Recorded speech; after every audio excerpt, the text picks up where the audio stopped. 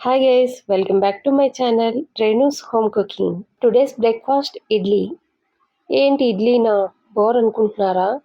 మన south Indian బ్రేక్ఫాస్ట్లో most simple and healthiest breakfast ఏంటి అంటే ఇడ్లీ అనే చెప్పాలి.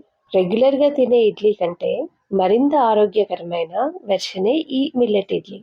రైస్ లేకుండా, అదేనండి ఇడ్లీ రవ్వ లేకుండా మిల్లెట్స్తో అద్భుతమైన రుచితో సాఫ్ట్ అండ్ స్పాంజీ ఇడ్లీస్ చూపించిపోతున్నాను. ఇది చాలా హెల్దీ రెసిపీ. ఇందులో కార్బోహైడ్రేట్స్ ఎక్కువ ఉండవు కాబట్టి ఇది మీ బ్లడ్ షుగర్ లెవెల్స్ని కంట్రోల్ చేయడంలో సహాయపడుతుంది. అందుకే వీటిని డయాబెటిక్ ఫ్రెండ్లీ ఇడ్లీస్ అని చెప్పచ్చు. అంతేకాదండి, వెయిట్ తగ్గాలనుకునే వారు కూడా ఈ రెసిపీని ట్రై చేయొచ్చు. ఎంత సాఫ్ట్గా వచ్చాయో మీరే చూడండి. ఇక రెసిపీ ఎలా చేయాలో చూద్దామా?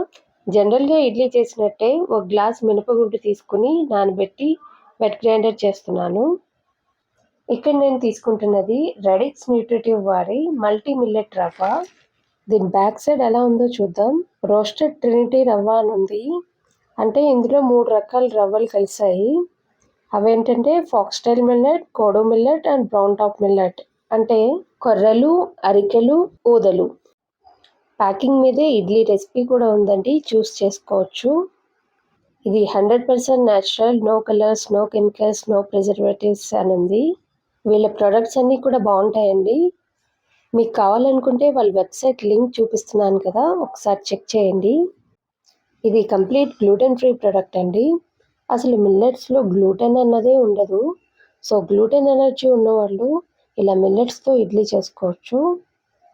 ప్యాకెట్ ఓపెన్ చేసి చూపిస్తున్నాను. రవ్వ ఎంత సాఫ్ట్గా ఉందో చూడండి. 1 కప్పు మినపగుళ్ళకి 2 కప్పులు రవ్వ తీసుకోవాలని రెసిపీలో ఉంది. నేను వాడేది డబుల్ హార్స్ మినపగుళ్ళు. అందులోనూ వెట్ గ్రైండర్లో పిండి చేస్తున్నాను కాబట్టి పిండి చాలా ఒదుగవుతుంది. అందుకే 2.5 కప్స్ రవ్వ తీసుకుంటున్నాను. రవ్వని 2-3 సార్లు శుభ్రంగా కడగాలి. మిల్లెట్స్ రవ్వ కదండి, అందుకే వాటర్ ఇలా బ్రౌన్గా వచ్చింది.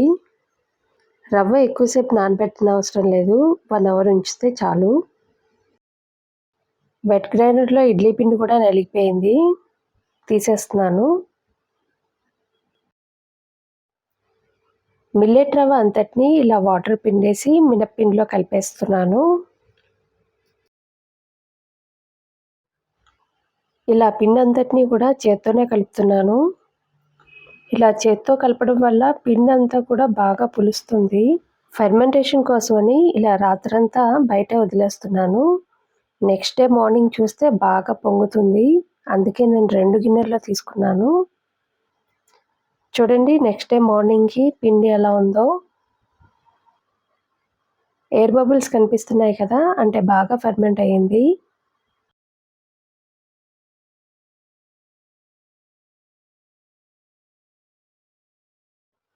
ఇడ్లీలోకి చట్నీ రెడీ చేసేస్తున్నాను, శనగపప్పు చట్నీ. పిండిలో మీరు ఉప్పు కలుపుకొని ఇడ్లీ వేసేసుకోవడమే.